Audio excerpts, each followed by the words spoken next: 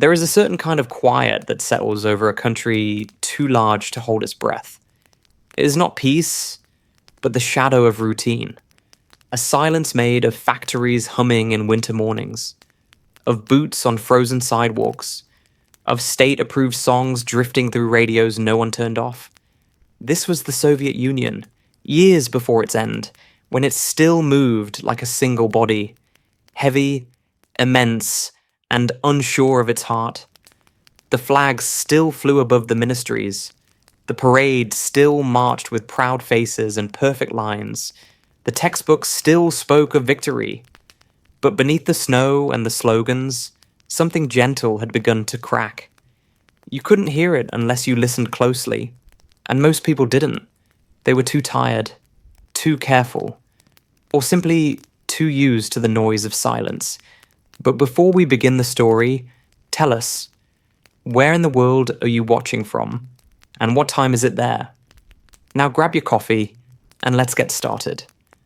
In the homes of Leningrad and Kiev, families boiled cabbage and potatoes. Children lined up outside schools with red scarves tied around their necks. Men went to work not because they believed, but because there was nowhere else to go. The newspapers said what they always had: foreign threats, domestic strength, the future belonged to the worker. And still, the air carried a weight no one spoke about. Mothers held their sons a little longer when they left for military service. Grandfathers stopped answering certain questions, and sometimes at night, people would wake up remembering things they were supposed to forget.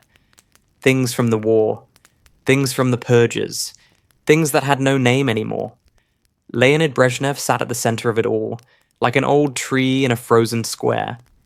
His eyebrows thick, his words slow, his body showing the wear of power. He had once promised security, and in a way, he had kept it. But it was a stillness that dulled everything. Growth stalled. Ideas were locked away. Decisions were made far from the factories, far from the fields, far from the lives they touched. Still, Brezhnev gave medals. He praised the past. He lit eternal flames at military tombs.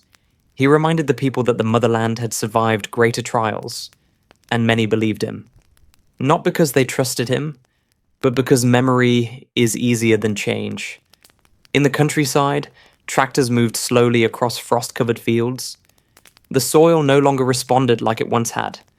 Collective farms, stretched across whole regions, produced less and less.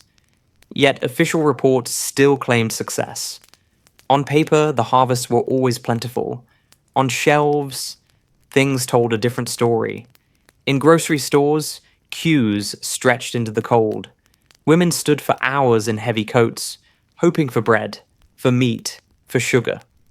Often they left with little more than stories. Still, they waited. Because to complain was to be remembered. And to be remembered could be dangerous. The KGB didn't need to be seen. Its presence was enough. In apartments, with thin walls, people lowered their voices. Radios were turned down. Typewriters were sometimes hidden. In universities, bright minds learned to walk carefully. They learned which truth to speak and which to carry in silence. A kind of national theatre unfolded each day, where the actors were the audience and everyone knew the script. Yet even within this quiet choreography, tiny rebellions bloomed. In basements, banned books passed from hand to hand. In attics, old records played Western jazz. Somewhere in Vilnius, someone painted something they were not allowed to paint. Somewhere in Tbilisi, a poem was whispered that no one had written down. These were not movements. Not yet. But they were signs. Signs that not everyone had forgotten how to dream. For the older generation, the Soviet Union was a protector. A shield against the memory of hunger, of Nazi invasion, of civil war. They had seen too much to believe in chaos. They preferred the rules they knew. Even if they were tired, they understood order. But for the younger ones, born after the fire, things were different. They had not fought in Stalingrad. They had not starved in the siege. To them, the world outside was no longer an enemy. It was a curiosity. Television signals from Finland reached northern towns. Music from Germany slipped through the cracks. Jeans, chewing gum, strange magazines, all symbols of something distant and forbidden. In student dormitories, questions grew. Why was the world changing, but they were not? Why did promises feel like threats? Why did so much feel borrowed, worn, recited? The answers didn't come. Only the speeches did. Year after year. Anniversary after anniversary. The revolution. The war. The October parades. And slowly, these moments began to feel less sacred. The crowd still came, but their eyes wandered. The uniforms still gleamed, but the applause was softer. Even in the grand halls of the Kremlin, the speeches were growing heavier, longer, more uncertain. The future was still spoken of, but always with the grammar of the past. In the quiet hours before dawn, cities like Minsk and Rostov and Baku dreamed in grey. Neon lights flickered outside shops that sold nothing new. Trolleybuses rolled past posters of Marx and Lenin, their faces slowly fading under weather and time. Inside apartments, grandmothers peeled vegetables with shaking hands. Fathers drank tea in metal cups. Children drew rockets and red stars without knowing why. This was not despair. Not yet. It was something more fragile, a waiting, a deep, slow holding of breath. Because somewhere, deep in the heart of the Union, people had begun to feel that the story might not last, that something enormous was ending, but gently, without announcement, without music, like the quiet closing of a book no one had finished. In distant Siberian towns, soldiers stood at border posts watching snow fall. They wore fur hats and thick gloves, looking out into a world that never changed. The trains still came, the orders still arrived, but fewer of them believed.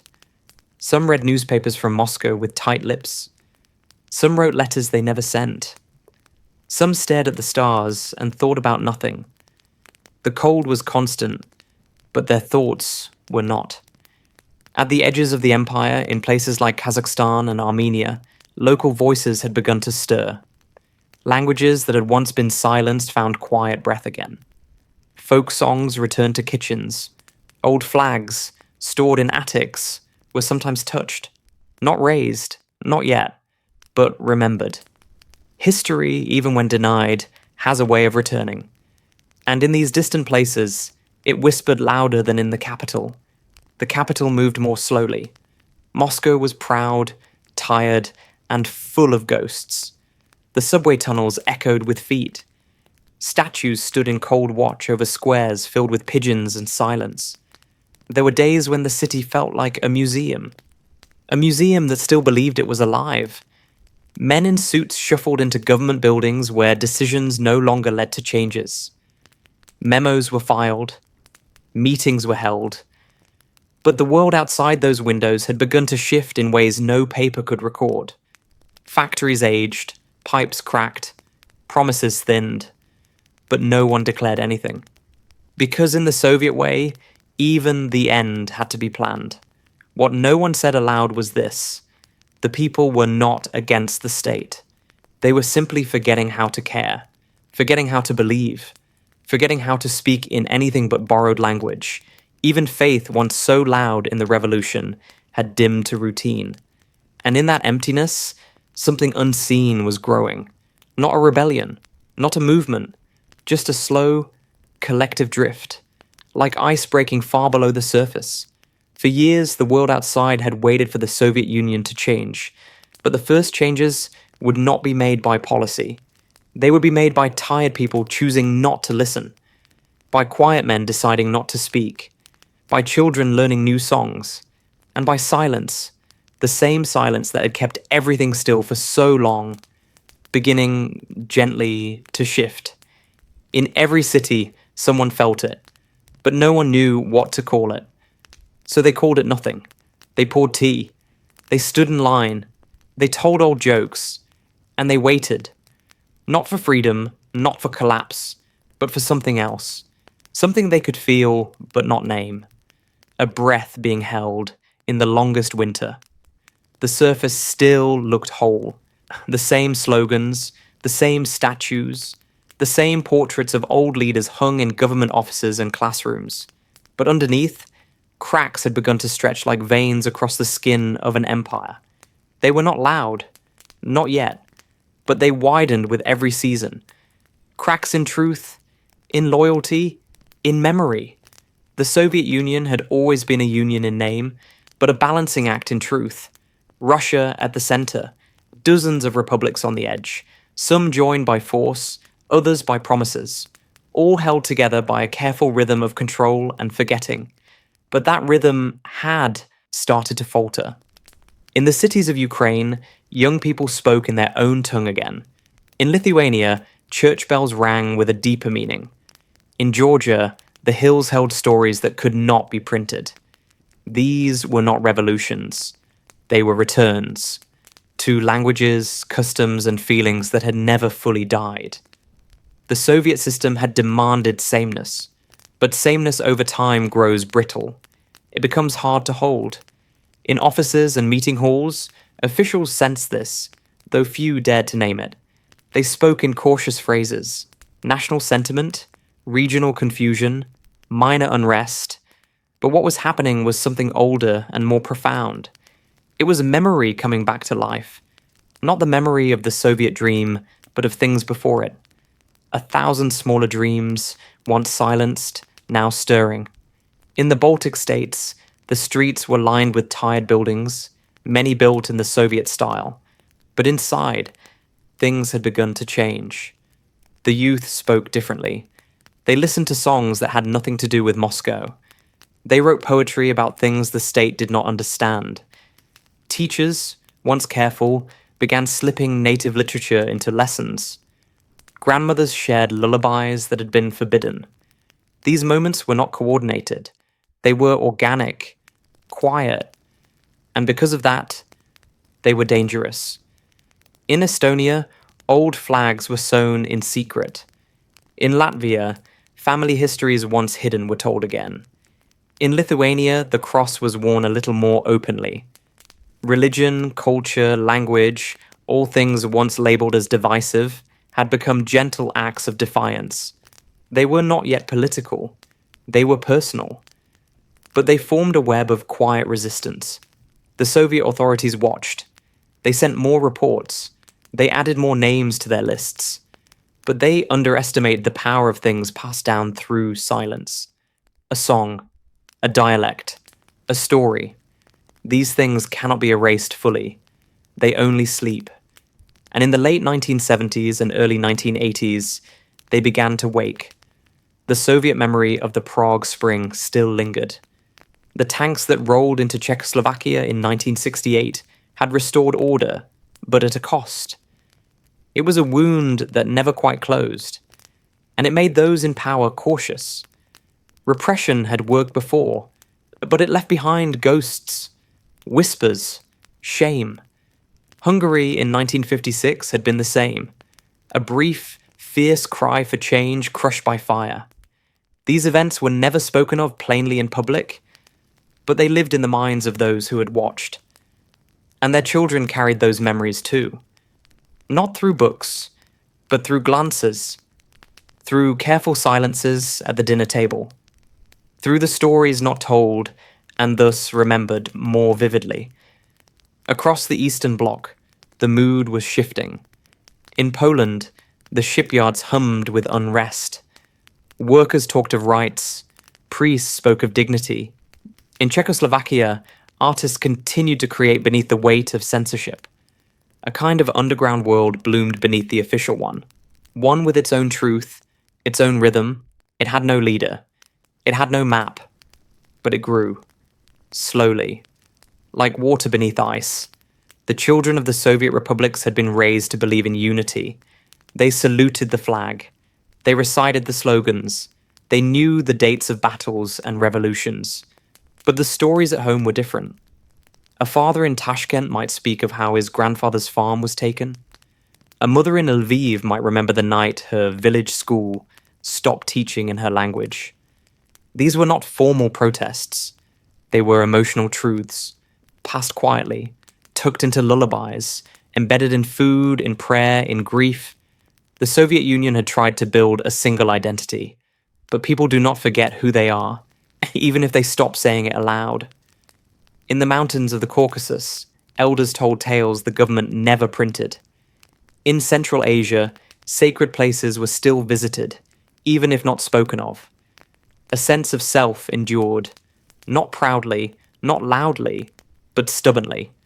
And in time, these layers of unspoken identity began to rise again, like breath held too long. The tension was not visible to most of the world. The military parades continued. The speeches were still broadcast. But in the background, there was unease. Not panic, just a deepening sense of distance. Between the people and their government, between the slogans and the soil, between the map and the hearts beneath it. In some places, factories still ran at full speed. The numbers looked good on paper, but the workers felt different. There was little pride now, only repetition.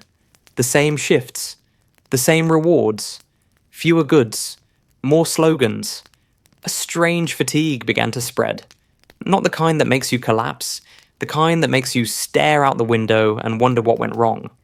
Intellectuals noticed first, writers, philosophers, scientists.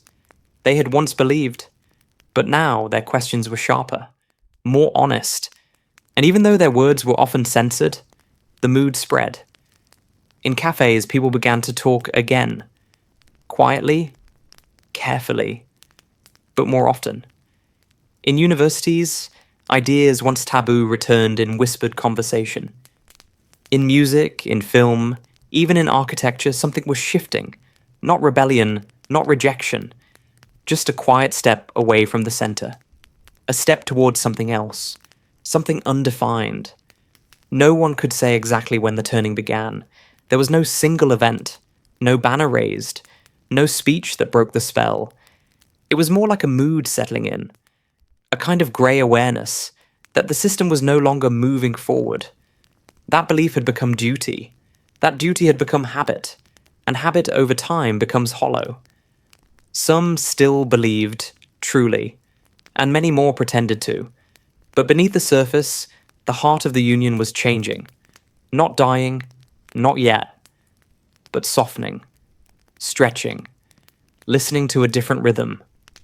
The kind of rhythm that cannot be controlled from above.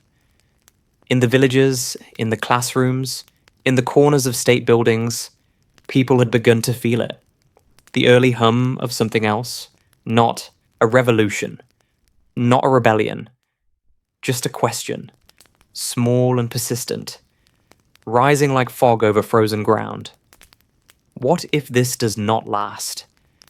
It began far from the center, in mountains too dry for certainty and valleys too deep for clear allegiance. Afghanistan was a name few Soviet citizens had said aloud before the war began. It was distant, foreign, a place that held no place in Soviet memory.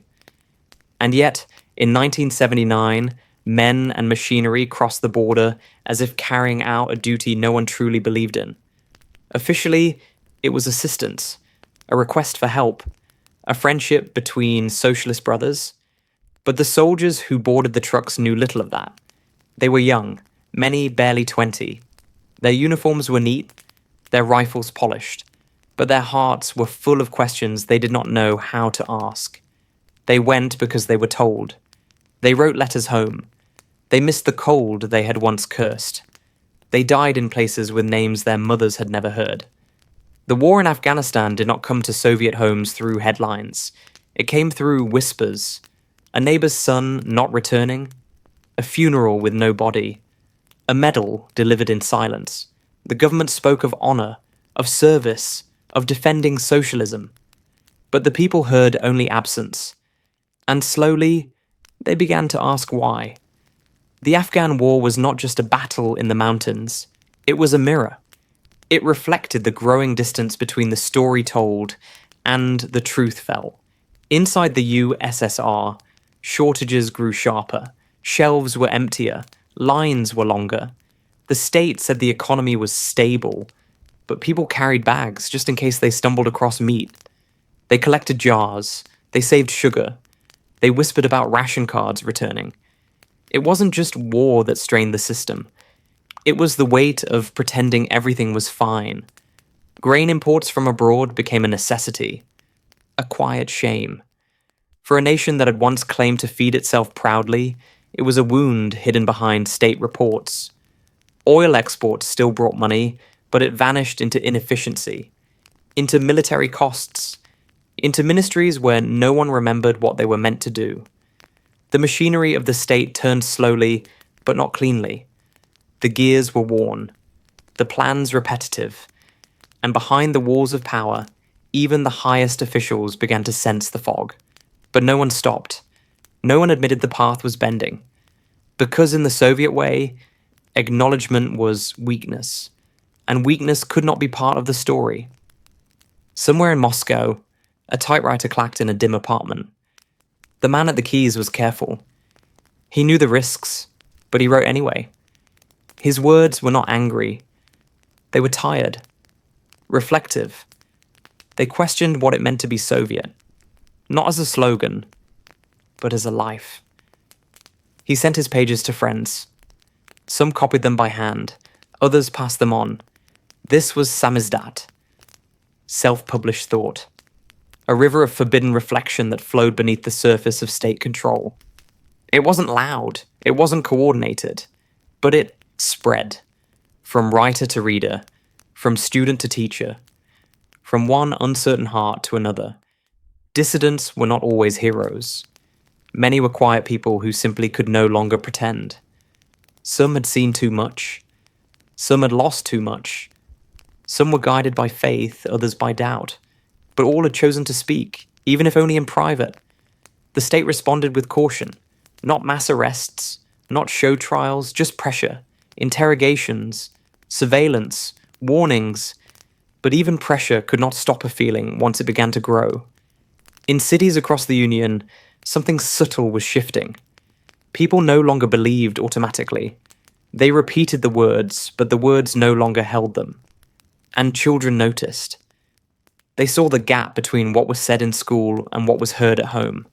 They asked questions, not loud ones, just the kind that lingered too long. Why is there nothing in the stores?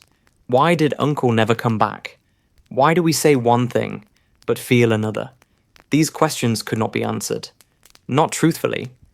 So they were deflected, or punished, or ignored, but they remained, and they passed from one generation to the next like a quiet inheritance. A child in Leningrad listened to Western music on a smuggled cassette. A teenager in Riga wrote poetry that no magazine would print. A girl in Yerevan painted scenes that made her teacher uncomfortable. None of these were acts of rebellion, not yet. But together they created a kind of emotional erosion. A soft pulling away from the center, not through anger, but through fatigue. By the mid-1980s, even the state could no longer deny that things were fraying. The leaders had grown old. Brezhnev had died, and others came, Andropov, then Chernenko, each more faded than the last. The country moved through funerals, each one grand, each one emptier. The television showed lines of mourning, orchestras playing, soldiers standing still, but the people watched with distant eyes. They had seen this before. They knew the pattern. What they did not know was what came next. The Soviet Union had always promised a future, but the future now felt like a hallway with no doors. The war continued. The shortages deepened. And still, the state said all was well. The voice of authority spoke in the same tone, but fewer were listening. And beneath that silence, change was forming, not in speeches, but in hearts. The kind of change that does not announce itself, that waits, that watches, that grows in the space between what is said and what is true. In small towns, memorials were built for soldiers killed in Afghanistan, but often the names were wrong, the dates incomplete, the truth edited. Families mourned quietly. Some didn't know how their sons had died. Some were told never to ask. But grief has its own memory, and it does not forget. Across the republics, grief became a shared language. For the war, for the missing, for the lost promises. And with grief came a new kind of courage. Soft, slow, unspoken. The courage to question, to remember, to imagine something else. The Soviet Union had always feared imagination. It replaced it with 5-year plans, with targets, with slogans. But imagination finds its way through cracks. And now, there were more cracks than before. The dream of a perfect socialist state still echoed in the chambers of power. But outside, the people were beginning to wake. The faces in the Politburo had aged like photographs left too long in the sun. They smiled less. They moved more slowly. The halls of power echoed with steps that no longer rushed. After Brezhnev, 2 more leaders came and went in quick silence. First Andropov, whose time was too short for memory to hold. Then Chernenko, who seemed tired even as he began. The television showed his face, pale and unreadable, beneath the red banners. But the people did not look for hope in it. They watched because they were supposed to, because habit is stronger than belief. In factories, workers paused to hear his words. Then they returned to machines that rattled like old lungs. The nation had grown used to waiting, for orders, for bread, for better days that never came. But in March of 1985, the mood shifted. Not sharply, just a breath, a glance, a pause in the rhythm. A new man stood at the podium. He was younger, his voice clearer, his eyes brighter. His name was Mikhail Gorbachev, and though no one could say why, something in the air changed when he spoke. Not joy, not fear, just the sense that time, long still, had begun to move again. Gorbachev had grown up in the soil of the Soviet dream, a child of peasants, a loyal student, a careful politician. He had seen the cracks from within and believed they could be sealed. But he also knew the cost of silence. He knew that fear had hardened the country too deeply. So he began to speak differently, carefully, softly, but differently. He used words that had not been said in years. Restructuring, openness, truth. At first they sounded like slogans, but they were not. He meant them. He wanted to save the Union by changing it. Not with violence, not with fire, but with breath, with light, with words. The first word was glasnost, openness. It promised transparency, debate, a breaking of the long silence that had settled like dust across decades. Newspapers printed things once forbidden. Mistakes were acknowledged. History, once carefully edited, was unfolded again, slowly, carefully, and the people leaned closer. They were not used to being told the truth. Even in fragments, it shocked them. They learned about famines that had been hidden, about prisons that had been denied, about wars that had not gone as told. Some were grateful, some were furious, most were simply confused. Truth, after a lifetime of lies, is a kind of fire.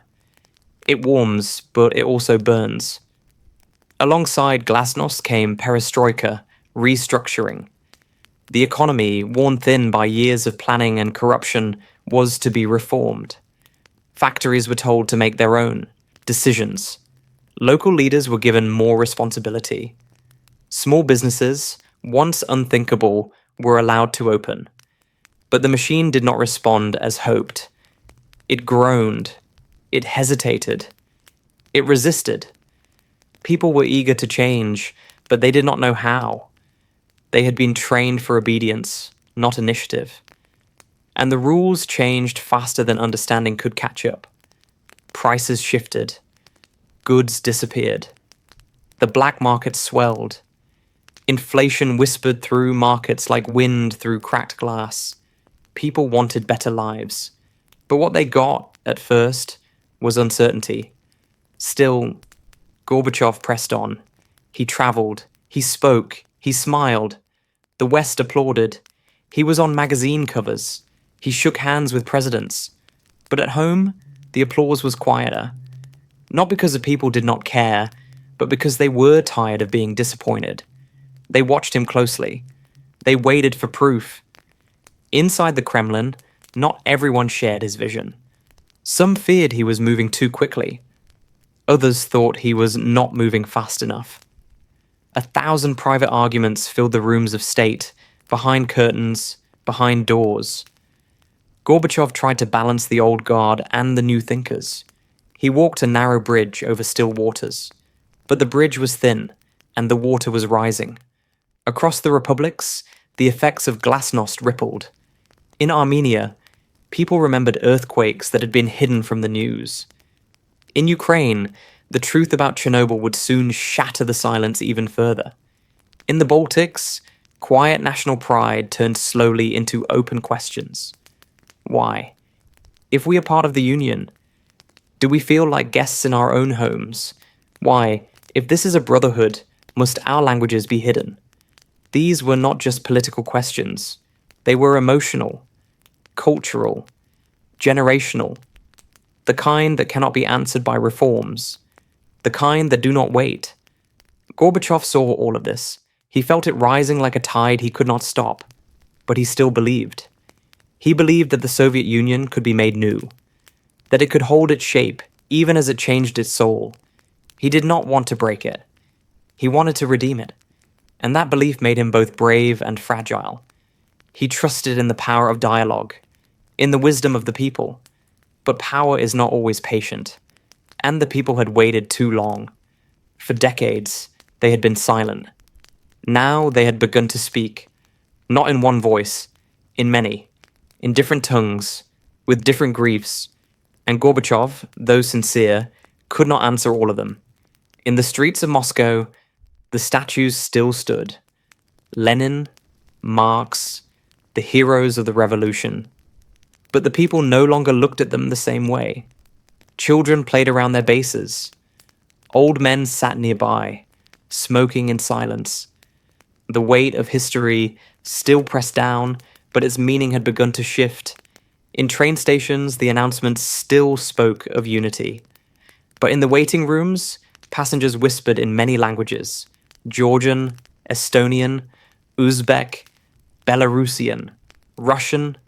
The Union had always been a collection of stories, held together by one.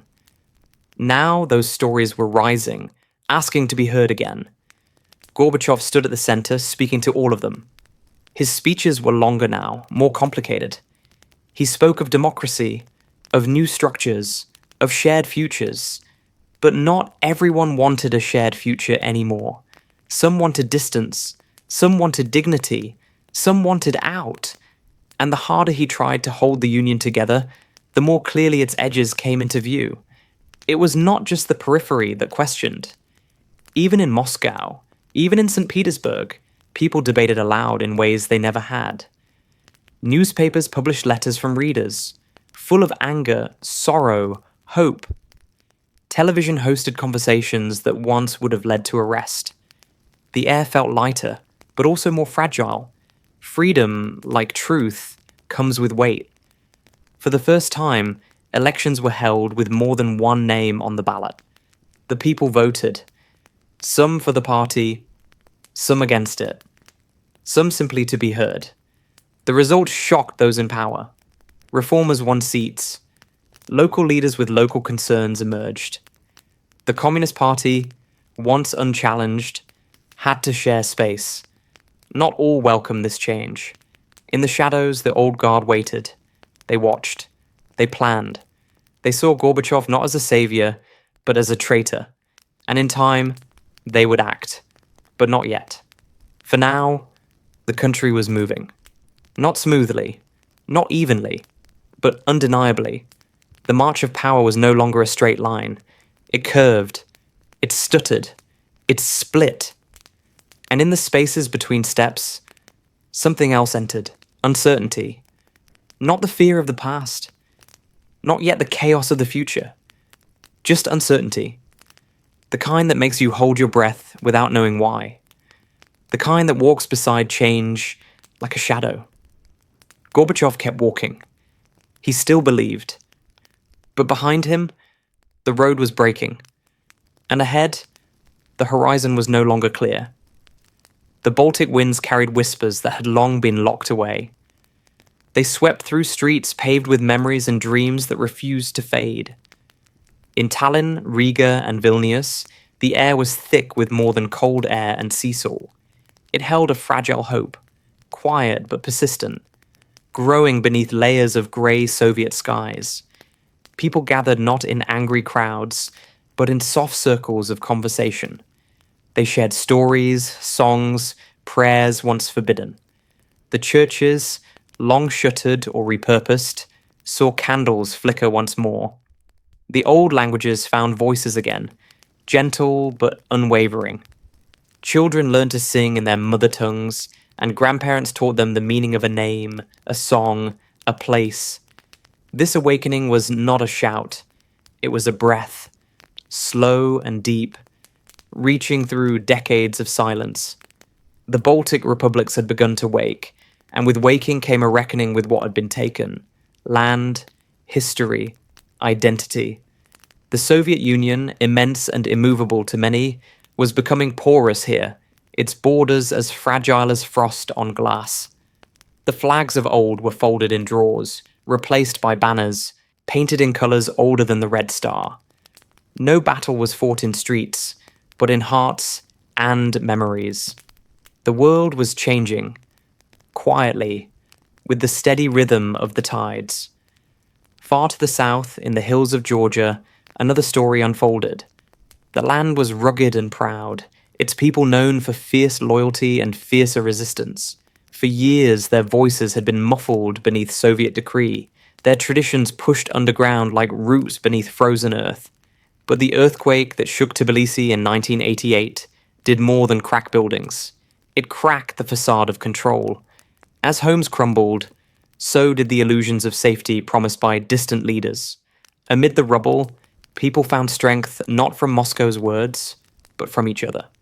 They rebuilt with hands calloused by history and hope. And with rebuilding came the courage to speak openly again, to remember the past in ways that did not fit the Soviet narrative. Songs returned to streets, meetings gathered not just for survival, but for change. The old pride, once buried, stirred like a long dormant flame. Georgia's awakening was not loud. It was the slow unfurling of something ancient and vital. A call to belong not to a distant empire, but to oneself. Between the Baltic coast and the Caucasus, Moldova lay wrapped in mist and uncertainty. The country was a patchwork of languages, loyalties, and histories, tangled like vines in an old garden. For decades, official stories ignored these threads, weaving instead a tapestry of unity under Soviet rule. But beneath the surface, those threads had never vanished. They twisted and pulled at the seams, growing taut with each passing year. People whispered in markets, in homes, in churches. Some longed for more autonomy, others for full independence. The fog of confusion settled thickly, but beneath it glowed a steady, unyielding desire to reclaim identity. Old customs re-emerged quietly, like spring buds beneath snow. The Soviet claim to permanence was tested here by the persistence of memory. Moldovan hearts beat with questions, with hope, with the ache of belonging somewhere beyond a map drawn by others. In Azerbaijan, the quiet wounds were deeper, carved by history and conflict. The land sat at a crossroads, where empires had met and clashed for centuries. Its people carried scars not only of political control, but of ethnic tensions that simmered beneath the surface. As the Soviet structure weakened, those tensions surfaced. Calls for rights, for recognition, for safety echoed across the mountain valleys and city streets. Families lived with memories of past violence, their stories locked in the silence between generations. The old order, which had promised protection, now seemed fragile and failing. Fear mingled with hope as communities looked toward an uncertain future. The fires of unrest were not always visible, but they burned quietly, fueled by the desire for justice and respect. In Azerbaijan, the question was not only about freedom, but survival. survival of identity, of dignity, of home. Across these republics, the Soviet Union's vastness became a source of weakness rather than strength. The many voices, once subdued and uniform, rose in a chorus of difference and longing. The dream of unity struggled to hold against the tide of individual histories and wounds. What had seemed eternal began to feel fragile, like dry leaves on a breeze. The leaders in Moscow watched these changes with growing unease. Each step toward openness brought new demands. Each admission of past mistakes invited more questions. The old certainties unraveled slowly but surely. And with each unraveling, the fabric of the Soviet world grew thinner. The world was on fire, not with explosions or armies, but with the quiet, persistent blaze of awakening hearts. The war was not always fought on distant borders. Sometimes the fiercest battles unfolded quietly, behind closed doors and in the streets where people lived their daily lives. The Soviet Union, once a symbol of strength and unity, had begun to crack from within. The changes brought by glasnost and perestroika stirred something deep, awakening old fears and new hopes all at once.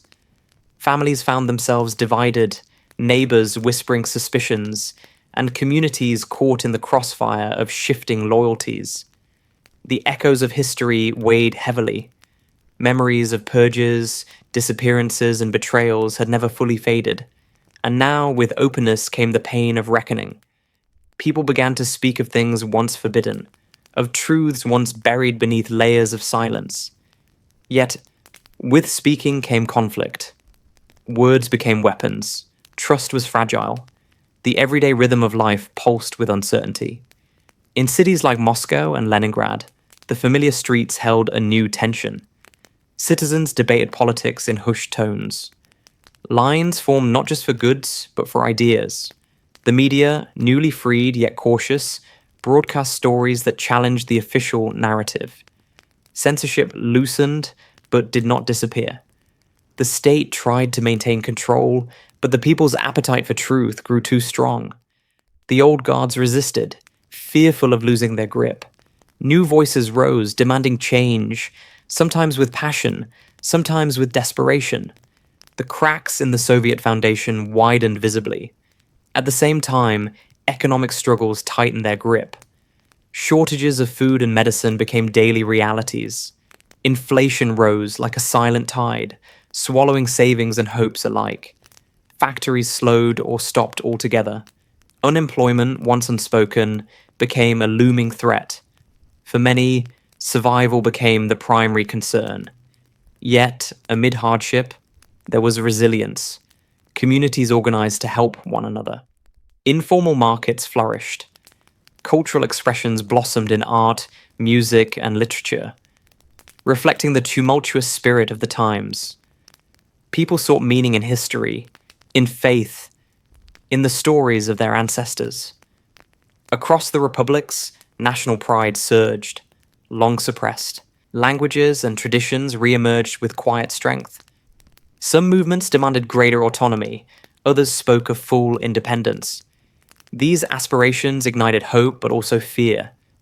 Ethnic tensions, previously contained, flared in places like Nagorno-Karabakh and the Baltics. Violence broke out, sometimes spontaneous, sometimes orchestrated. The state's response was inconsistent, sometimes heavy-handed, sometimes hesitant.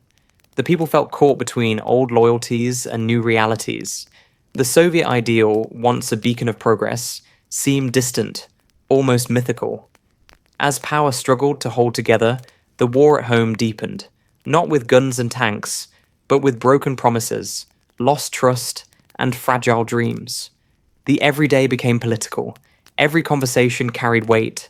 Every silence spoke volumes. The Soviet Union was no longer a monolith, but a fractured mosaic. Each piece pushed by unseen forces, yearning to be whole or to be free. In this quiet battle, the cost was not measured in lives lost on battlefields, but in relationships strained, in identities questioned, in futures uncertain. The war at home was a slow burn, felt in the heartbeats of millions. It was a war without winners, only survivors holding on to the hope that peace might come. Not from power, but from understanding. It is easy to remember history by its loudest moments, the battles, the speeches, the crowds. But sometimes, change waits in silence. In the late 1980s, the Soviet Union stood in a kind of stillness that felt neither safe nor resolved. The television still broadcast official smiles. The factories still opened their doors. Children still recited lines from their school books. But beneath it all, something was changing in a quieter, deeper way. People no longer moved with the same certainty. Their faces carried a different kind of weariness, not from war or work, but from waiting. It was a time of pauses, a time when everything seemed to hover in the space between what had been and what might be. There were no explosions, no tanks in the streets, but something had broken, and no one could quite say what would come next.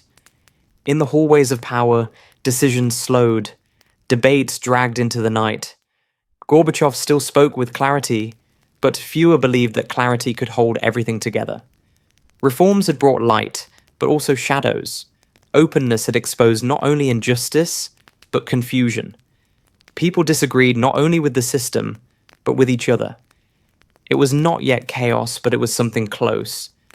The feeling of a center that no longer held, a gravity that had begun to fail. Outside the Kremlin, the streets remained calm, but calm does not always mean peace. In homes across the Union, dinner tables became quiet battlegrounds. Some still clung to the old ideals. Others want something new, though they could not name it. Fathers who had marched for socialism sat across from sons who dreamed in different languages. Mothers who had waited in bread lines told their daughters not to hope too much. There were no arrests now for speaking, but fear lingered. The kind of fear that does not come from police, but from the unknown. From the slow unraveling of a story once told with such confidence. The media had become more open, more honest, but honesty can bring pain. The truth about Chernobyl had been revealed, too late for many. The news showed images of the past once hidden, of famines, of purges, of bodies never buried. The people watched, not with surprise, but with quiet grief. They had known in their own way. But now it was official. Now it had a voice. And the silence that followed each broadcast was heavy. In that silence lived 1,000 private reckonings, not only with history, but with self. Who were they, truly, when the slogans faded? What did it mean to be Soviet if the myth was gone? Music changed. It grew softer, more uncertain. Singers once banned were now on the radio. Their voices trembled with the weight of what had not been said. Poets wrote about empty rooms, forgotten stations, snow that never melted. Pain was not shouted anymore. It was whispered, folded into melody, painted into shadows. Young people dressed differently. Their clothes, their hair, their movements, all said that they were no longer waiting to be told who to be. But they were not fully free either. They moved through the remains of a world still watching them, still trying to define them. Artists painted cities with broken windows. Writers filled notebooks with stories of longing. There were no manifestos, only questions, only echoes. The republics were still part of the Union, but the connection was loose, like threads in an old coat. Local leaders spoke more boldly.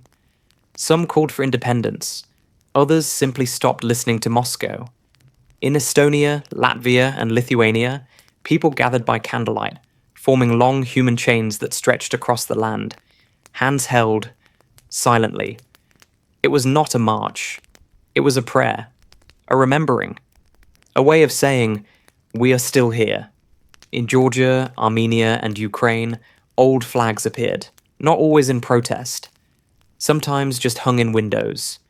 Symbols of things once lost. Symbols of things still possible. There were no bombs, no declarations. Just the steady beat of memory returning to the surface. Even the military felt the stillness. Soldiers trained, but their eyes were elsewhere. Orders came, but no one believed they would be needed. Young conscripts wrote letters home, not of glory, but of confusion. Why were they here? What were they protecting? The borders no longer felt sacred. Even the generals seemed unsure. They wore their uniforms with pride, but the pride had thinned. Loyalty remained, but it was complicated now. Not to a system, but to each other. In some barracks, men discussed politics. In others, they fell silent when the subject came. Silence became the safest answer. And in Moscow, time moved slowly. The lines in grocery stores grew, longer, but people stood in them patiently, as if waiting for more than bread, waiting for a sign, for something to make sense again. There were rumors, always, that the Union would dissolve, that war would come, that nothing would change. The air was thick with speculation, but no one acted. It was a holding pattern, like a country walking on thin ice, each step cautious, careful, afraid of the break. Churches filled quietly, not in defiance, but in longing. Candles flickered in corners once dark. Men and women prayed not for victory, but for clarity, for peace, for something true. The priests spoke gently. Their sermons were not political. They were human. About forgiveness. About endurance. About not forgetting who we are. Religion had once been outlawed, then tolerated, now quietly embraced. Not as rebellion, as comfort, as a bridge to something beyond politics. Faith, like doubt, had returned.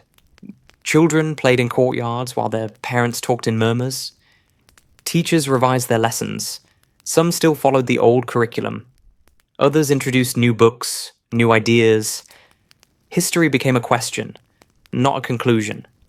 Students were confused, some angry, but beneath the confusion was excitement, a sense that the world might be theirs to shape, even if they did not yet know how.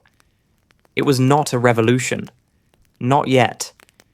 It was the space before it, the breath before the word, the stillness between the falling and the landing. The Soviet Union remained intact, on maps, in offices, in speeches, but in the hearts of its people, it had already begun to dissolve, not with hatred, not with violence, but with distance, with quiet, with the slow turning away. The turning point did not arrive with thunder. It came slowly, like a cloud passing over sunlit ground. In the winter of 1990, the Soviet Union still stood, tall in form, but brittle in spirit. The republics had not yet broken away, but they had pulled back from belief. The central power in Moscow spoke as if it still held authority, but the words felt thinner now. Trust had faded. Promises once made with strength now echoed as memories. Each republic moved in its own rhythm, listening to its own past. Some still looked to Gorbachev with cautious hope. Others saw him not as a savior, but as a symbol of confusion. He had tried to reform the Union without letting it go. But to many, the reforms felt like a bridge to somewhere he could not name, and people no longer wanted to wait on someone else's direction. They were ready to write their own. In Lithuania, the desire for independence grew too large to contain. On March 11th, 1990, the Lithuanian Supreme Council declared the restoration of its pre-Soviet independence. The document was short, formal, restrained, but behind its words lived generations of silence and longing. For Moscow, it was unacceptable. The Union could not allow a piece of itself to walk away. Not like this. Economic sanctions followed. Pressure increased. Supplies were cut. Yet, Lithuania stood firm. Other Baltic nations watched carefully, quietly drawing their own conclusions. The world watched too, but from a distance. There were no tanks in the streets. Not yet. Only tension. Only the slow pull of one people choosing their own path while still under the weight of another's history. Elsewhere, movements grew louder. In Ukraine, protests became more organized. In Georgia, political leaders emerged with bold words. Armenia, Azerbaijan, and Moldova each carried their own burdens. of identity, of conflict, of belonging. Some republics simply wanted more voice within the Union. Others wanted out completely. The meaning of unity had changed. No longer a shared dream, it was now a series of negotiations, compromises, fears, and always behind every conversation was the question: how far would Moscow go to keep the Union whole? The answer came slowly, until it did not. In January 1991, Soviet troops entered Vilnius. It was not a full-scale invasion, but it was brutal. 13 people died, most of them unarmed civilians. They were killed near the city's TV tower, trying to defend the right to speak, to broadcast, to be heard. The images spread quickly: candles in the snow, blood on cold pavement, mothers weeping in silence. It was not war, but it was not peace. And it broke something in the Union. The illusion of restraint, the hope of peaceful reform. Both faded beneath the weight of crushed breath and broken bone. Gorbachev denied he had ordered it. Others said he had lost control. But to many, it no longer mattered who had signed the order. What mattered was that the order had come. And with it, the distance between Moscow and the republics widened into a silence too large to cross. Inside the Kremlin, decisions became slower, harder. The balance Gorbachev had tried to keep between old and new, union and freedom, control and reform, tilted out of reach. Some advisors pushed for stronger action, others begged for compromise, and outside, in the republics, ordinary people kept moving forward. The idea of independence was no longer theory. It was reality waiting to be lived. People planted their feet more firmly in their language, their flags, their memories. Statues of Lenin were removed in daylight now, not just under cover of night. Streets were renamed, history books rewritten, and children, for the first time, were being taught not to become Soviet citizens, but citizens of something older or something new. The West watched with fascination, but not full understanding. They saw a superpower dissolving, but missed the quiet emotional cost, the fear, the confusion, the betrayal.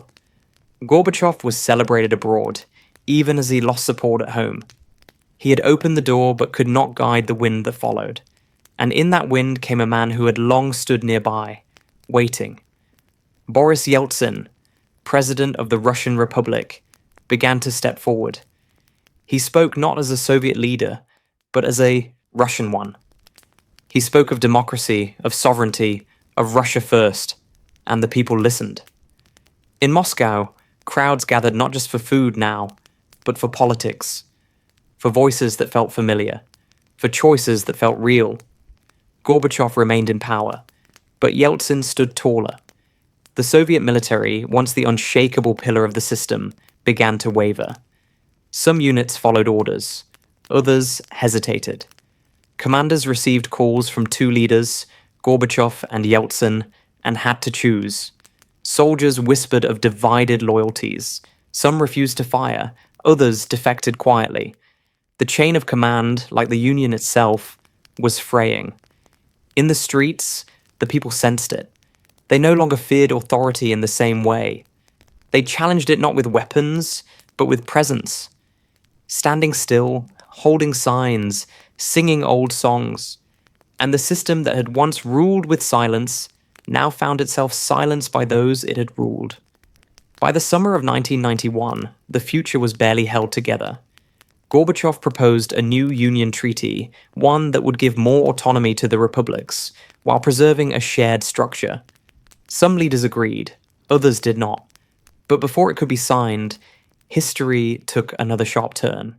In August, while Gorbachev vacationed in Crimea, a group of hardline officials attempted a coup. Tanks entered Moscow, news broadcasts were interrupted. The leaders announced a state of emergency. They said Gorbachev was ill. They said order had to be restored. But the people did not believe them. They had learned to read between the lines. Crowds gathered in defiance. Civilians blocked tanks with their bodies. Yeltsin climbed atop an armored vehicle and called for resistance. The world watched again. But this time, so did the soldiers, and many refused to act. After 3 tense days, the coup failed.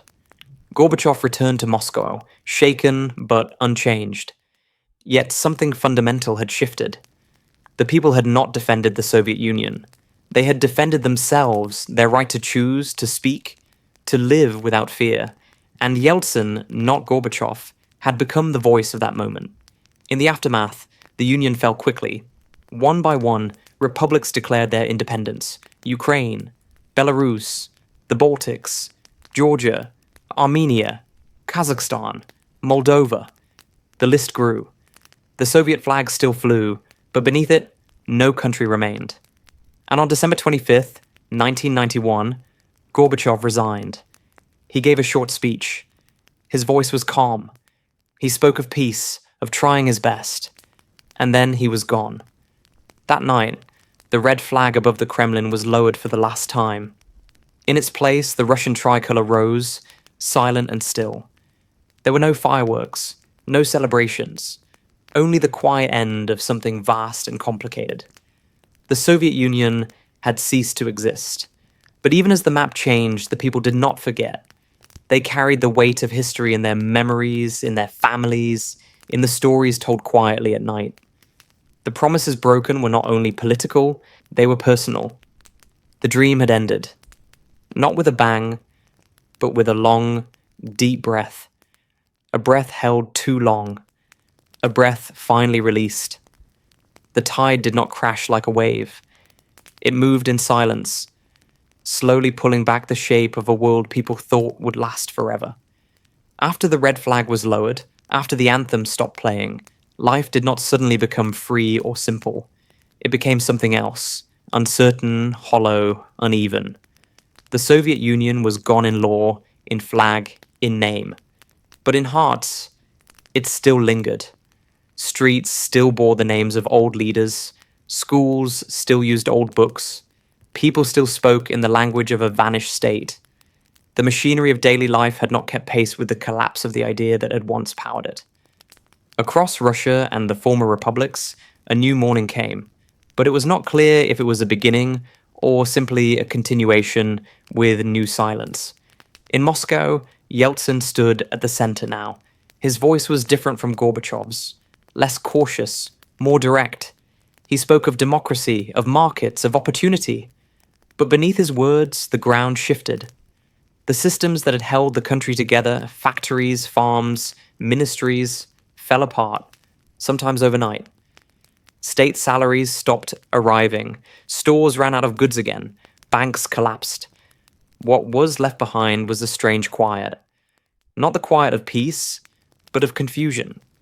In this new world, people moved slowly, as if waking from a long, troubling sleep. Pensioners lined up for bread, their eyes unsure. Men who had once led party meetings now sold cigarettes at street corners. Children who had memorized the slogans of Lenin now heard new ones, about profit, ownership, growth, but few knew what those meant. In the cities, black markets became real markets. Traders set up tables on sidewalks. Money changed hands, fast and often without rules. The ruble lost its meaning. Inflation erased the past in numbers, but not in memory. One day, a loaf of bread cost a few kopecks. The next day, it cost hours of work. People stopped planning. They lived day by day, they bartered. They waited. In rural places, it was worse. Fields once worked by state farms went wild. Machines sat rusting. Whole villages were forgotten. In Siberia, in Central Asia, in corners of the Caucasus, people were left behind. The center had collapsed, but no one had built anything new to replace it. Old ties loosened, new borders rose. The world was moving forward, but many were not moving at all. And yet, in the midst of this, some found space to breathe. Artists painted more freely. Writers published without fear. Musicians sang songs not just of loss, but of becoming. There was something fragile, something blooming beneath the ruins. In the absence of control, there was room for possibility. People formed small businesses. Families reopened churches. Language returned to places where it had been forbidden. In Estonia, Latvia, Lithuania. The tricolour flags flew high, no longer symbols of hope, but a fact. In Ukraine, the blue and yellow flag became more than fabric. It became memory, desire, and future all at once. But even here, the tide was not simple. Not everyone celebrated. Not everyone felt free. Russian speakers in new republics felt suddenly foreign. Minorities feared what might come next. The lines drawn were political, but the wounds they reopened were personal. The past was not gone. It moved through the present like a shadow, soft and cold. In Moscow, Yeltsin passed laws meant to move the country toward capitalism. The plan was called shock therapy, and it was. Prices were freed, subsidies were cut, factories privatized. In theory, it was the beginning of a new economy. In practice, it broke many. The rich became richer, fast. A handful of men, later called oligarchs, acquired whole industries for almost nothing. Oil, gas, steel, handed over through rushed deals and quiet handshakes. Corruption bloomed. Not in the dark, but in daylight. The people saw it. They watched their world taken apart and sold. They did not revolt. They were too tired, too hungry, too unsure of who to trust. In the years after the collapse, hope became thin. Some looked westward, others looked inward, many looked back, to the old days. Not with love, but with longing. Not for ideology, but for stability. For the memory of a fridge that always had something inside. For a job that did not disappear overnight. Nostalgia settled over the land like a low mist. You could not touch it, but it was everywhere. Politics, too, became uncertain. Russia formed a parliament, held elections. But the system was young and fragile. The constitution changed. Power shifted. In 1993, a crisis erupted between Yeltsin and parliament. It ended with tanks in the streets of Moscow, not foreign ones, but Russian, pointed at the people's own government building. Smoke rose from the white defeat does not always come with flags lowered or walls falling. Sometimes it arrives in smaller ways, in the quiet closing of a school, in a pension that no longer arrives, in a man standing in the rain waiting for work that will never come. After the collapse of the Soviet Union, life did not break all at once. It dissolved slowly, in 1,000 small defeats that shaped the years that followed. Every corner of the former Union felt it differently. In Russia, where the power had shifted but the burdens remained, people tried to keep moving forward even as the ground beneath them fell away. Old industries closed. Streets once full of workers stood empty. Apartment blocks built in the promise of socialism now smelled of rust and mold. Mothers skipped meals to feed children. Grandmothers sold shoes at markets. Fathers drank more.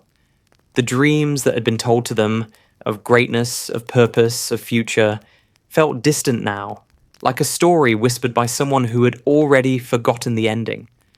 And yet, life continued. Not with celebration, but with endurance. That quiet, unnoticed kind of courage that keeps the lights on when nothing else works. In the outer republics, the pain had different shapes. In Central Asia, independence came with pride, but also hardship. Borders drawn in Moscow became international lines overnight. Goods that once moved freely now stopped at checkpoints. Trains were delayed. Agreements fell apart. Entire economies had to be rebuilt from nothing. In places like Kyrgyzstan, Tajikistan, and Uzbekistan, the end of Soviet support meant the return of long-ignored struggles. Drought, poverty, political instability. Ethnic tensions rose again. Old divisions no longer kept in place by distant authority. In Tajikistan, civil war broke out. Quiet at first, then brutal. It lasted years. Neighbors fought, villages burned. There were no easy headlines.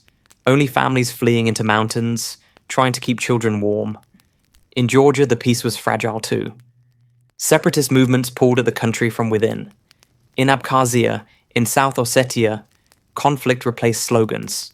The people, already tired from Soviet collapse, now faced new wars, new wounds. They buried the past but found no safety in the present. In Ukraine, the story was one of both pride and struggle. The new nation had its own flag, its own anthem, its own language rising again after years of suppression. But its economy crumbled. Inflation reached into homes and pulled the floor from under families. Savings vanished. Hospitals ran without medicine. The coal mines of the Donbass, once symbols of Soviet strength, grew dangerous and dark. Workers were not paid. Strikes began, and still, people held on. Churches reopened. Cemeteries were cleaned. Young couples married with borrowed rings. Every day, life pressed forward not because it was easy, but because it was necessary.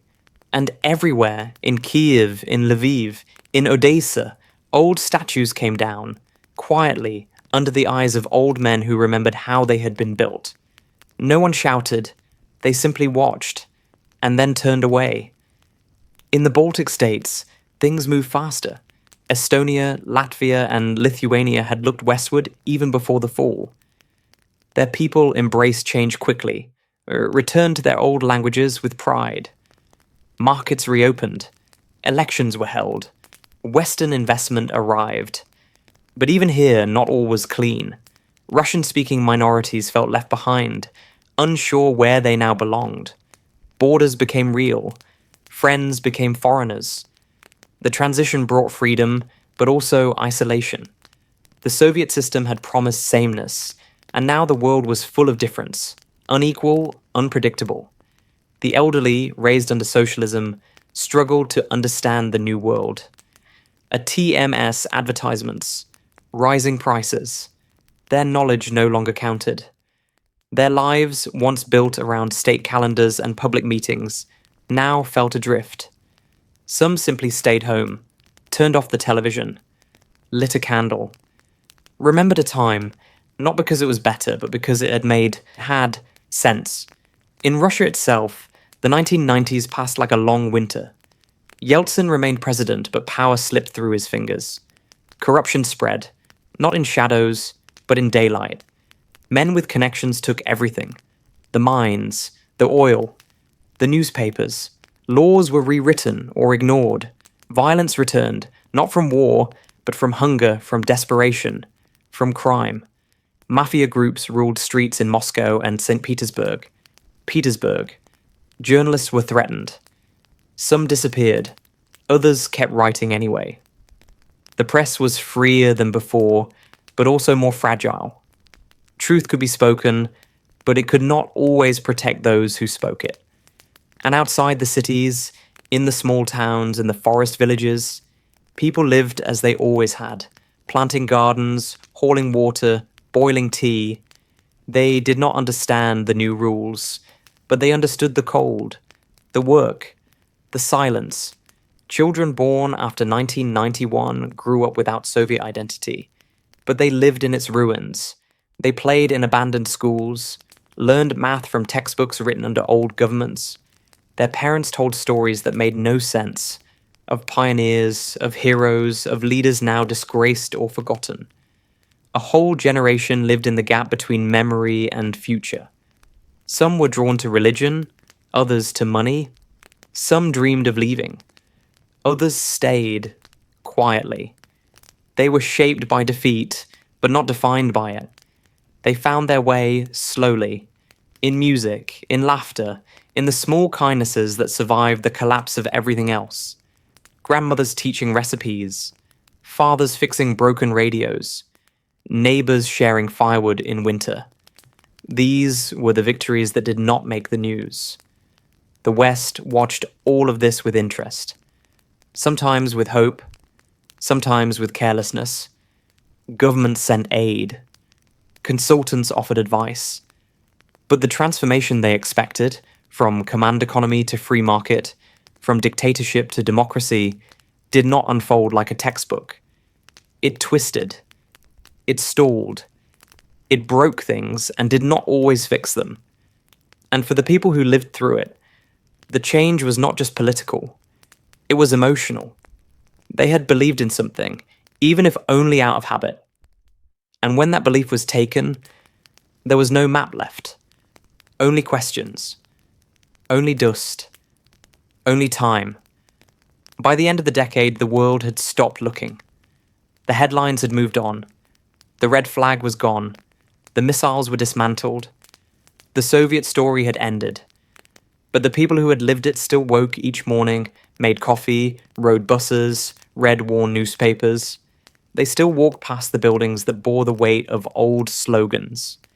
Still lived in apartments built for a country that no longer existed. The victories of those years, a little more speech, a little more movement, were real. But so were the defeats. The broken windows, the unpaid teachers, the suicides, the silence. And yet, even in that silence, there was something. Not hope, perhaps. Not yet. But memory. And memory, when it endures long enough, can become something else. Not a return, not a resurrection, but a seed. Something buried. Something that waits. By the late 1990s, the noise of revolution had given way to the weight of exhaustion. The Soviet Union had been gone for nearly a decade, and yet its absence still echoed through every hallway, every field, every broken promise. The republics, once bound together by iron and fear, now drifted on separate paths, some forward, others back, most simply sideways. In Russia, Boris Yeltsin remained president, but the people no longer looked to him for guidance. His voice, once bold atop a tank, now wavered, uncertain, slurred by illness and time. His policies had opened the door, but the house inside had crumbled. What was meant to be a democracy felt hollow. Elections were held, but faith in them was weak. The language of freedom had become tired. Markets existed, but they were not fair. Justice could be bought. Newspapers printed the truth, but few believed anything anymore. It was not terror that ruled these years, but something quieter, disillusionment, a deep, steady disappointment that settled over the land like evening fog. People still worked, still aged, still gave birth, and buried the dead. But they moved with less certainty. There were no more speeches promising a bright future. There were only adjustments, adaptations, small victories, private griefs. Outside Russia, the former republics each faced their own slow unravelings and uncertain dreams. In Belarus, Alexander Lukashenko rose to power, promising order, discipline, a return to structure. Many supported him. They were tired of chaos. He kept the Soviet symbols, the Soviet ways, the old language of unity. But behind the surface, cracks widened. Political opponents vanished. Journalists were silenced. The people stayed quiet, not because they agreed, but because they had run out of energy to resist. In Central Asia, new leaders emerged who were old in spirit. Former party men put on new suits, spoke new slogans, but ruled as they had before. Turkmenistan became a place of golden statues and closed borders. Uzbekistan promised reform, but practiced repression. In Kazakhstan, oil flowed, but only to a few. The people were told they were sovereign, and perhaps they were. But sovereignty did not feed them. It did not warm the winters. It did not answer the question of who they were now. In Georgia, the promises of independence gave way to more conflict. War with Abkhazia had left deep scars. Refugees fled from cities they once called home. The capital, Tbilisi, flickered with candles as electricity failed. In Armenia, the war over Nagorno-Karabakh left the economy in ruin. In Azerbaijan, defeat lingered like a wound that would not heal. Borders became lines of tension. Soldiers stood watch where children once played. Peace was not negotiated. It was merely endured. The victories of independence were dulled by the cost of survival. And still, the people held on. They planted vineyards again. They rebuilt churches. They taught their children to speak their own languages, even if they could not promise them jobs. Ukraine moved forward, but unevenly. The West leaned toward Europe. The East looked back to Russia. The center, as always, tried to hold. In Kyiv, leaders changed, but the problems remained. Corruption, poverty, disillusionment. These were not new. They were inherited. In 1996, Ukraine adopted a new constitution. It was a quiet moment, hopeful in its language, but the streets did not erupt in joy. People had grown wary of promises. They believed in what they could touch: bread, warmth, dignity. The symbols of nationhood were real, but they did not pay rent. And yet, even here, resolve had not entirely faded. There was still music in the squares. There were still candles lit in remembrance. There was pride, even if spoken softly. Russia watched all this with a mixture of weariness and unease. The 1998 financial crisis struck hard. The ruble collapsed. Banks failed. Savings disappeared once again. It was as if the country had been asked to start over, again and again, and had nothing left to give. Yeltsin, increasingly absent, shuffled ministers like cards. One man after another promised reform. None delivered. The people stopped listening. Television offered escape. American sitcoms, Russian soap operas, silent nature programs that showed wolves moving through snow. The old hunger for ideology had been replaced by the simple wish to be left alone. There were protests, but they were scattered. There was opposition, but it was tired. The spirit that had once risen in defiance of tanks now sat at kitchen tables, sipping tea, remembering days when things at least had made sense. And yet, history does not pause for rest.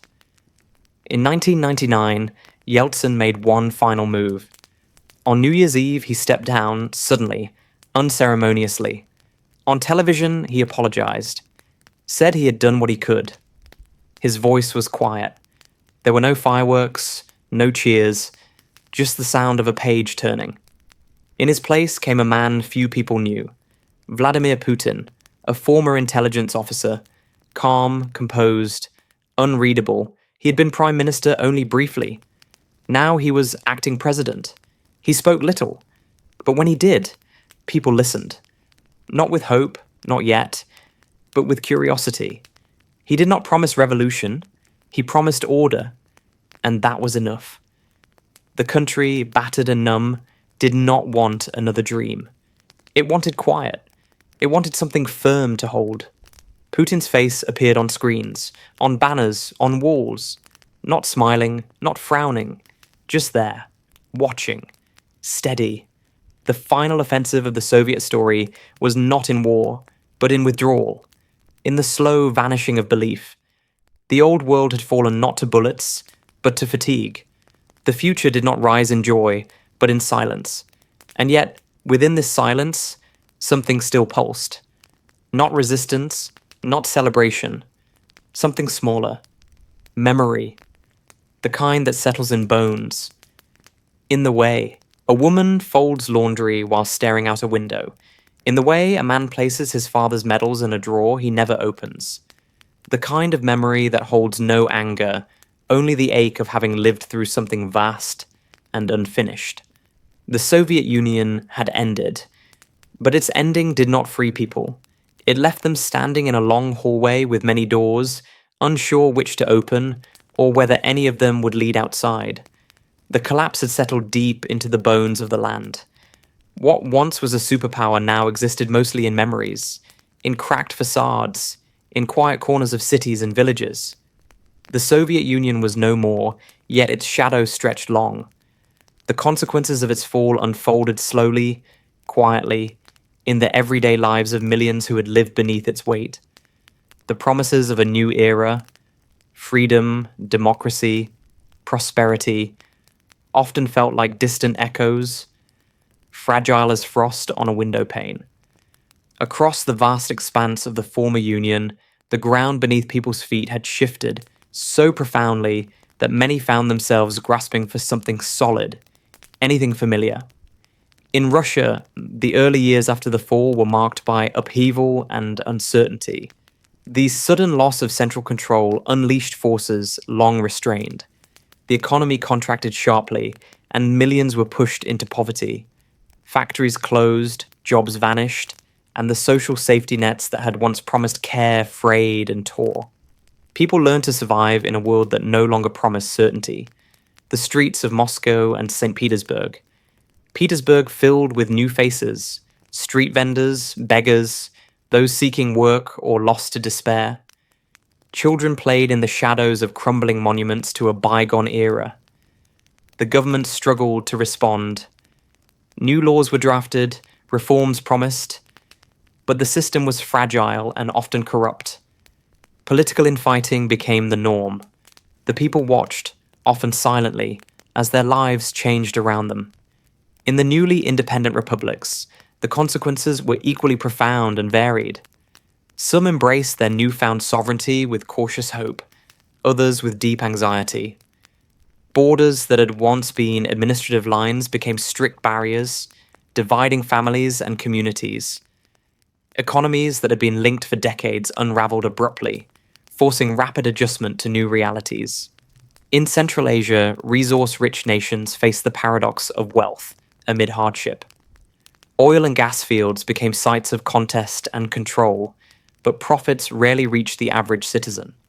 Political leaders often resembled their Soviet predecessors, changing names and faces but maintaining old habits of rule. In the Caucasus, conflicts flared and simmered. Nagorno-Karabakh, Abkhazia, South Ossetia, regions caught in cycles of violence, displacement, and frozen wars that lingered far beyond any ceasefire. The human cost was immense but largely invisible to the wider world. The social fabric in many places was torn. Ethnic tensions, long suppressed or hidden, emerged with force. Language, culture, identity became battlegrounds as much as politics. Minority groups faced discrimination or exclusion. Some communities found new strength in their traditions, others saw them weaponized against neighbors. The trauma of past decades was compounded by current struggles. Memories of repression mingled with fears of new oppression. The past was never far away. It shaped every conversation, every law, every street sign. In Russia, the 1990s brought a mix of rapid change and painful continuity. The shock therapy economic policies dismantled state control, but unleashed inflation and inequality. The rich grew richer, often through opaque deals and political connections. The oligarchs, a new class of wealthy businessmen, wielded immense influence over media, politics, and industry. For many ordinary Russians, the promises of democracy seemed hollow. Corruption was rampant. Crime surged. Trust in government fell to new lows. Yet, amidst the chaos, small acts of resilience and kindness persisted. Neighbors helping neighbors, families holding together, faith communities offering solace. Internationally, the consequences of the Soviet collapse reverberated deeply. The end of the Cold War brought hope for peace, but also uncertainty. NATO expanded eastward, a move seen by many Russians as a betrayal, stoking new fears and resentments. Former Warsaw Pact countries navigated new alliances, sometimes fragile, sometimes robust. The global order shifted, but so did suspicions. The Soviet nuclear arsenal did not vanish overnight. Disarmament efforts took years, fraught with challenges and mistrust. The threat of old weapons falling into new hands haunted leaders and citizens alike. Culturally, the post-Soviet space struggled to define itself. Artists, writers, and thinkers grappled with questions of identity and memory. The past was neither easily forgotten nor fully embraced. Museums were filled with artifacts of a system many still debated. Was it oppression or achievement? Heroes became villains. Villains were sometimes recast as victims. The collective story fractured, leaving individuals to piece together their own narratives from fragments of history. The landscape itself bore the marks of collapse and consequence. Industrial zones fell silent. Environmental damage from decades of neglect and industrial recklessness became harder to ignore. Rivers polluted, forests cut, and lands poisoned reminded all that the costs of empire were not only political, but physical and eternal. Some places found new life through preservation and renewal. Others remained scars on the land. Despite the hardship, life continued. New generations were born into this altered world. They inherited the memories and the questions, the losses and the hopes. Families passed down stories of resilience, of loss, of survival.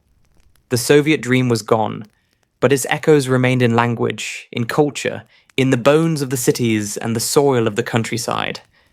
The collapse had shattered old orders, but had not erased the past. It had opened new possibilities, but also new challenges. The consequences were still unfolding, like ripples moving slowly across a vast, deep lake. In that stillness, in that quiet, the people waited, wondering what would come next. Memory is a weight and a gift, a place where time folds and folds again, holding the past close even as it slips away. For those who lived through the fall of the Soviet Union, memory is both burden and balm, a record of loss and survival, of hopes that blossomed and withered in the same breath. In the years after the collapse, the price of memory was felt deeply.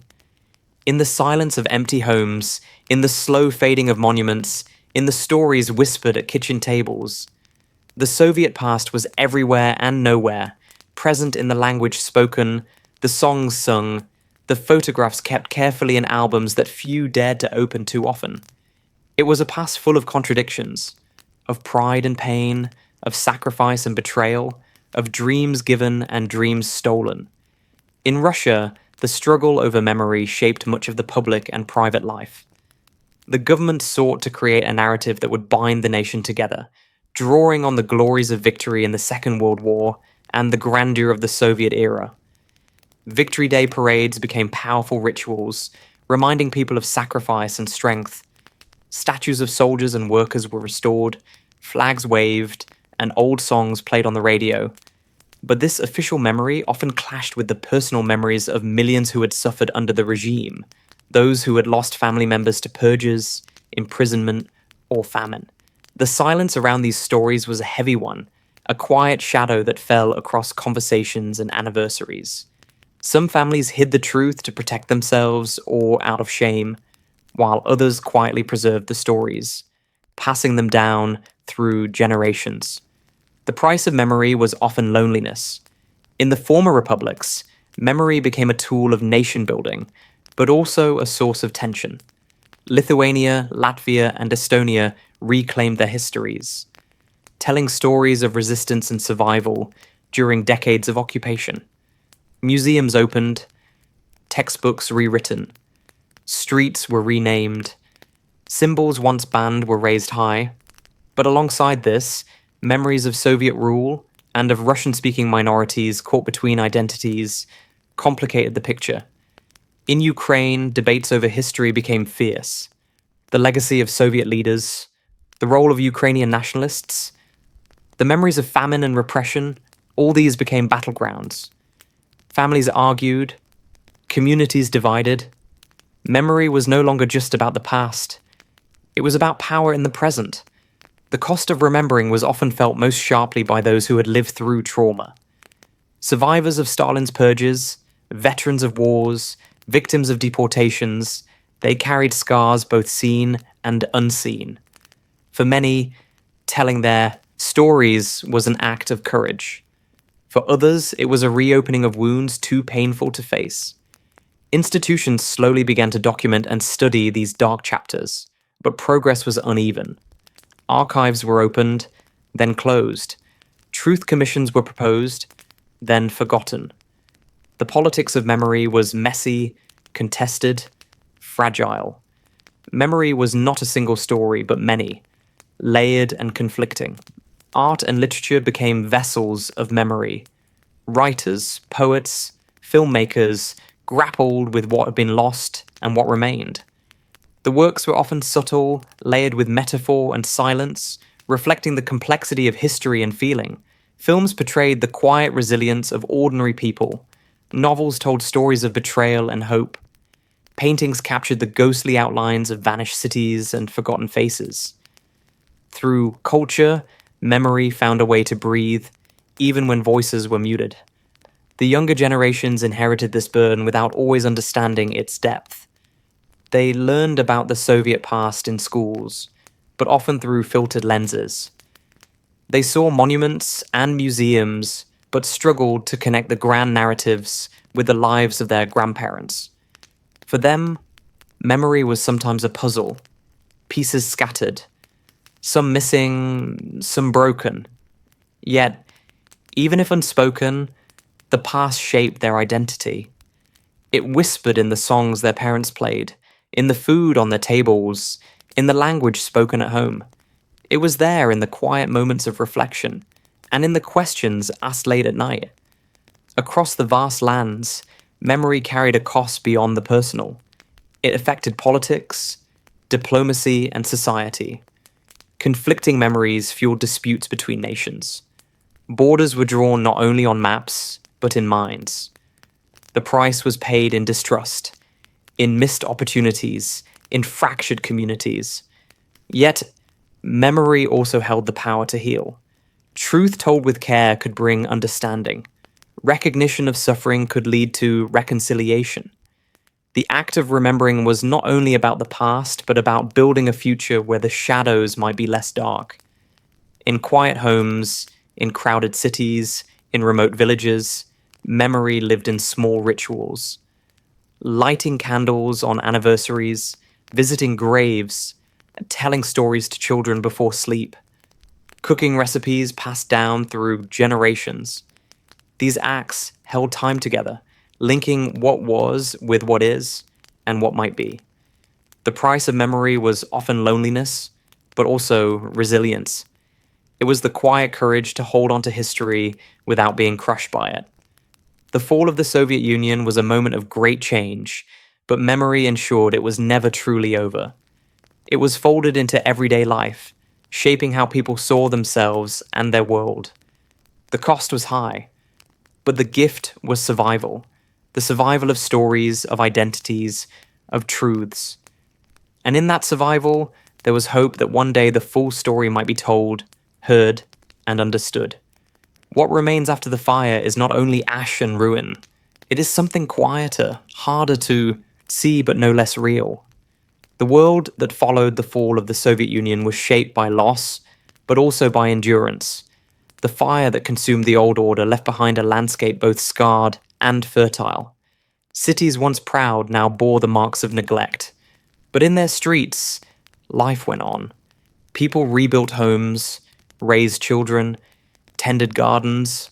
The past remained present, but it did not dictate every moment.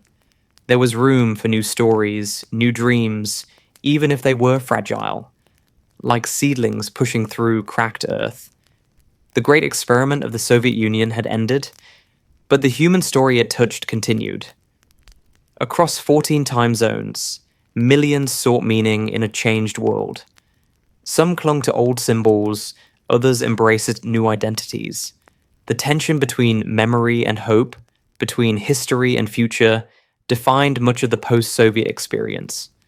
Borders redrawn on maps created new nations, but the ties between people were not so easily severed. Family, language, culture, these threads wove connections that survived politics and conflict. In Russia, the new century began with cautious steps. Vladimir Putin's rise marked a turning point. His promise of stability resonated with a population weary of uncertainty. Under his rule, some order returned. The economy grew, fueled by energy resources, but the price was high. Freedom was curtailed, dissent was limited. The state reclaimed many powers lost in the chaos of the 1990s. The balance between past and future remained delicate. The Soviet legacy was acknowledged selectively, celebrated in victory, ignored in repression. Yet for many, the question remained, how to reconcile pride with pain? In the Baltic states and Central Asia, paths diverged. Estonia, Latvia, and Lithuania integrated with Europe, joining NATO and the European Union, building new economies and democracies, yet carrying the scars of occupation and division. In Central Asia, authoritarian regimes persisted, blending Soviet-era governance with new realities where stability was often bought at the cost of freedom. Across the region, old wounds sometimes festered. But so did aspirations for peace and progress. The Caucasus remained a region of tension and resilience. Conflicts paused, but not ended. People lived with the uneasy balance of memory and hope, rebuilding lives amid the shadows of war. Small towns echoed with stories of loss, of homes destroyed, of neighbors lost to conflict. Yet life pulsed beneath the silence: weddings, markets, children's laughter. The human spirit proved persistent. Ukraine's journey was a mirror of the wider post-Soviet struggle, between East and West, between memory and ambition, between the legacies of empire and the promise of self-determination. The Maidan protests of later years, though beyond the scope of this story, echoed the restless heart of a nation still searching for its place. The tensions born in the 1990s did not vanish. They simmered, waiting for moments to ignite or calm. Across all these lands, the cultural pulse beat strongly. Writers, artists, musicians continued to explore identity, history, and future. New voices emerged, sometimes shouting, sometimes whispering. They wove narratives that embraced complexity, refusing simple answers. The past was a shadow, but also a canvas. The future remained uncertain, but alive. The price of the Soviet collapse was counted not only in political change or economic hardship, but in the quiet moments of everyday life. In families divided by geography or ideology, in the slow fading of languages, in the choice to remember or forget, in the resilience of those who carried forward the flame of human dignity against all odds. What remained after the fire was not just a broken world, but a world remade, fragile, imperfect, hopeful. As night falls over the vast lands once held by a union of republics, the stories settle into the earth like whispered prayers. They live in the stones of cities, in the rustle of birch trees, in the hearts of those who remember. History is not finished. It moves like a slow river, sometimes hidden beneath ice, sometimes rushing toward the sea. The fall of the Soviet Union was a chapter, painful, complex, real, but life goes on. It always does. The end.